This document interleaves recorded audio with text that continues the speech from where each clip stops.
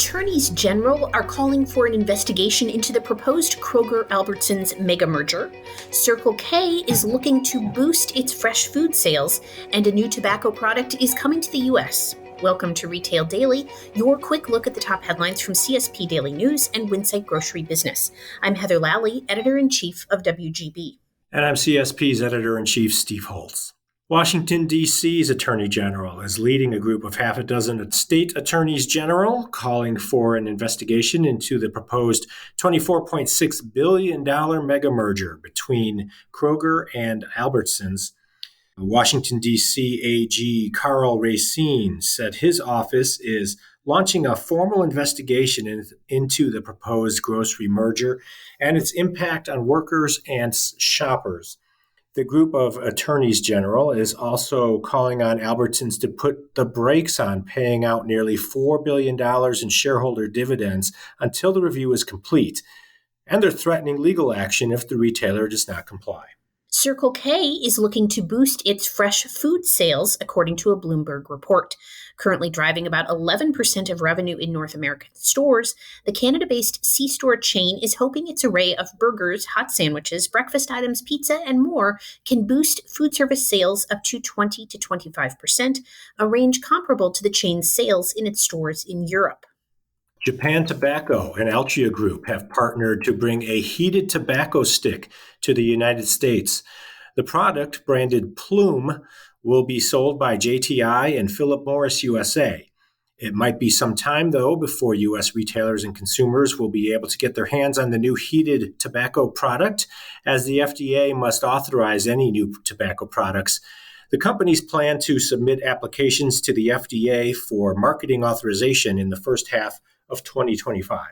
Retailer-owned cooperative Wakefern posted a record fiscal year, reporting retail sales of $18.6 billion for the year ended October 1st. That's a nearly 4.7% increase from the year before. Wakefern is the largest retailer-owned cooperative in the U.S. Winsight-owned Technomic released its annual list of food service and restaurant predictions for the coming year. In it, the data firm predicts coming menu trends, more employee unionization, that's hard to say, efforts, continued channel blurring, and concern about the economy, among other things. The complete report is available through technomic.com. The International Fresh Produce Association kicked off its first ever Global Produce and Floral Show this week in Orlando. It's the first major event for the newly created IFPA and features speakers discussing how consumer shopping habits have changed since the start of the pandemic, as well as a keynote address from chef and humanitarian Jose Andres. A trade show floor will feature more than 1,000 exhibitors, including produce and flower growers, tech companies, and retail solutions firms. Texas grocer H-E-B is plotting two new stores, one in northwest Houston and another on the northern edge of Fort Worth.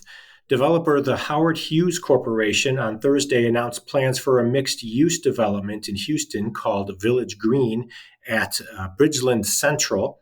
The development will be anchored by a more than 100,000 square foot H-E-B store, which is slated to open in 2024. H-E-B also said it will break ground on November 16th on an H-E-B Alliance store on the northern edge of Fort Worth. A new limited-time Slurpee flavor combines tart and sweet and tastes like a freshly picked apple on a crisp fall day. Green Apple Slurpee is now available at 7-Eleven, Speedway, and Stripes convenience stores.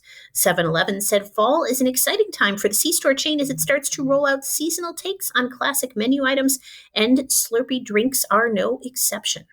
Always refreshing. Candy and trinket maker KinderJoy has partnered with an aspiring astronaut, Allison Carson, to release a space collection.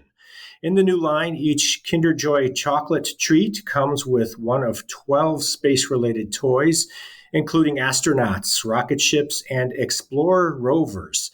The products are available to convenience and grocery stores. It's good to know what I might step on in my bare feet in my living room at a later time. And that will do it for today's episode of Retail Daily. Subscribe on Apple Podcasts, Spotify, and more for your daily dose of retail news. For more on these stories, visit CSP Daily News or winsightgrocerybusiness.com. I'm Heather Lally. And I'm Steve Holtz. Have a great day.